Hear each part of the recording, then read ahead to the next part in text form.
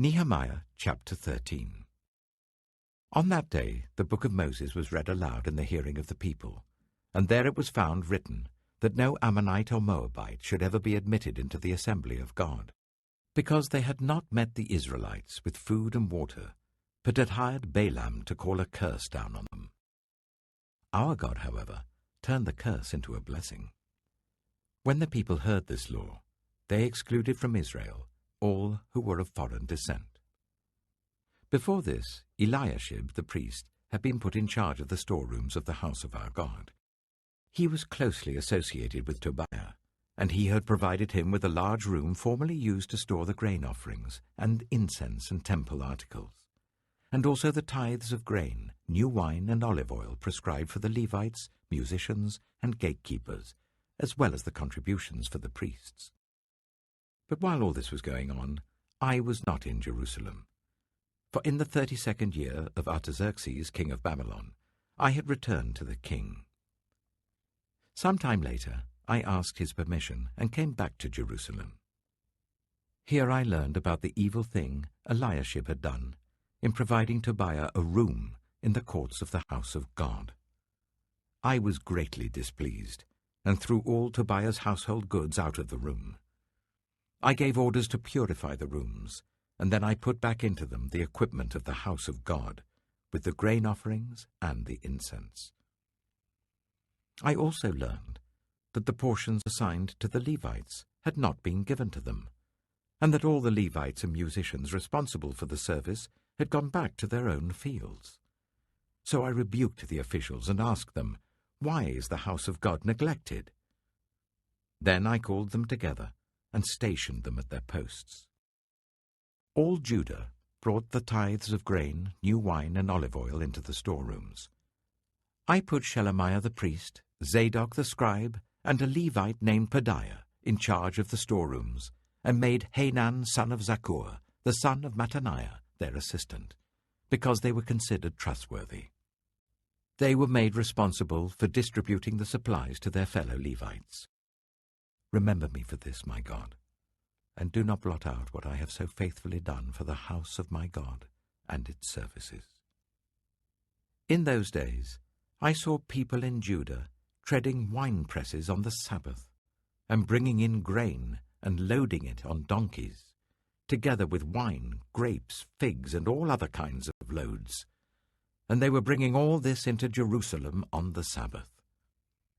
Therefore I warned them against selling food on that day. People from Tyre who lived in Jerusalem were bringing in fish and all kinds of merchandise and selling them in Jerusalem on the Sabbath to the people of Judah. I rebuked the nobles of Judah and said to them, "What is this wicked thing you are doing, desecrating the Sabbath day?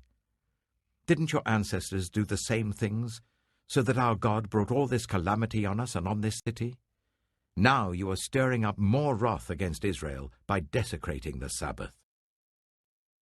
When evening shadows fell on the gates of Jerusalem before the Sabbath, I ordered the doors to be shut and not opened until the Sabbath was over.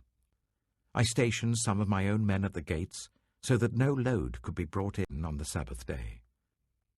Once or twice, the merchants and sellers of all kinds of goods spent the night outside Jerusalem. But I warned them and said, "Why do you spend the night by the wall? If you do this again, I will arrest you."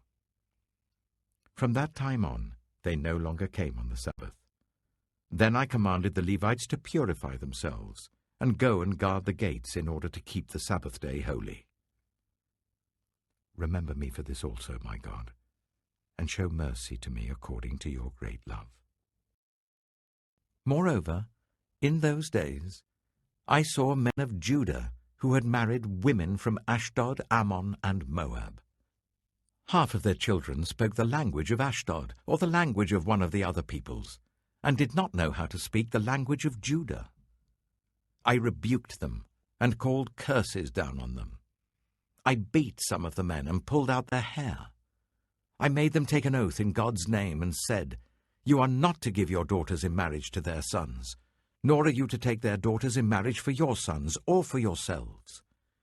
Was it not because of marriages like these that Solomon, king of Israel, sinned? Among the many nations there was no king like him. He was loved by his God, and God made him king over all Israel. But even he was led into sin by foreign women. Must we hear now that you too are doing all this terrible wickedness, and are being unfaithful to our God by marrying foreign women? One of the sons of Joiada, son of Eliashib, the high priest, was son-in-law to Sanballat the Horonite, and I drove him away from me.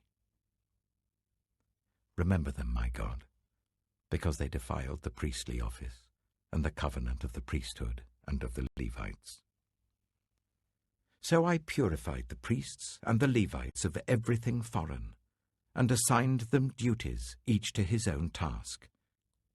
I also made provision for contributions of wood at designated times, and for the first fruits. Remember me with favor, my God.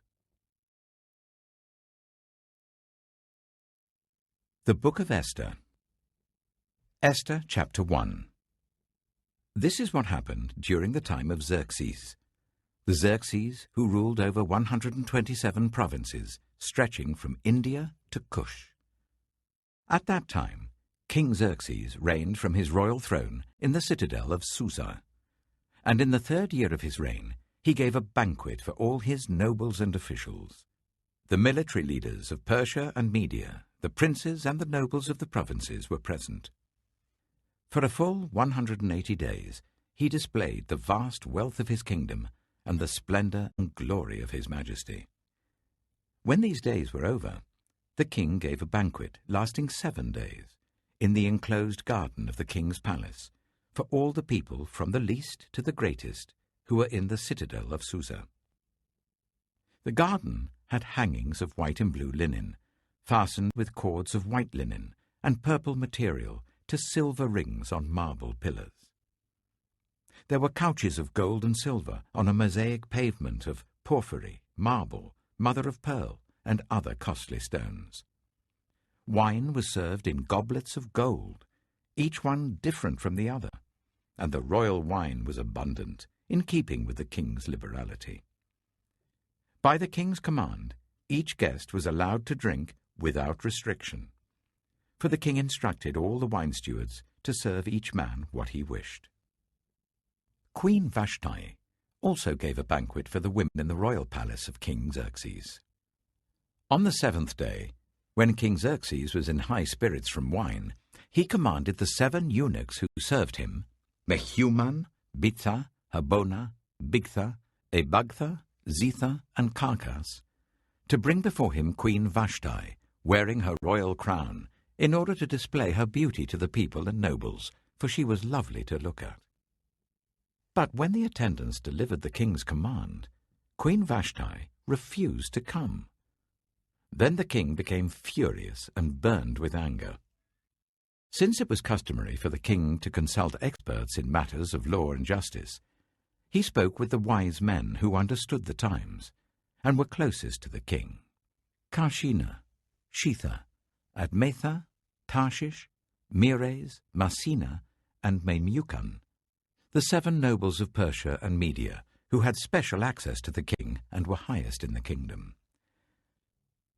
According to law, what must be done to Queen Vashti? He asked. She has not obeyed the command of King Xerxes that the eunuchs have taken to her. Then Memucan replied in the presence of the king and the nobles, Queen Vashti has done wrong, not only against the king, but also against all the nobles and the peoples of all the provinces of King Xerxes.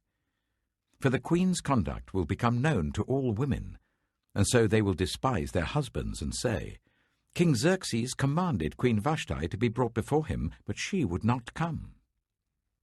This very day the Persian and Median women of nobility who have heard about the queen's conduct will respond to all the king's nobles in the same way. There will be no end of disrespect and discord. Therefore, if it pleases the king, let him issue a royal decree, and let it be written in the laws of Persia and Media, which cannot be repealed, that Vashti is never again to enter the presence of King Xerxes. Also, let the king give her royal position to someone else who is better than she. Then, when the king's edict is proclaimed throughout all his vast realm, all the women will respect their husbands from the least to the greatest. The king and his nobles were pleased with this advice. So the king did as Memucan proposed.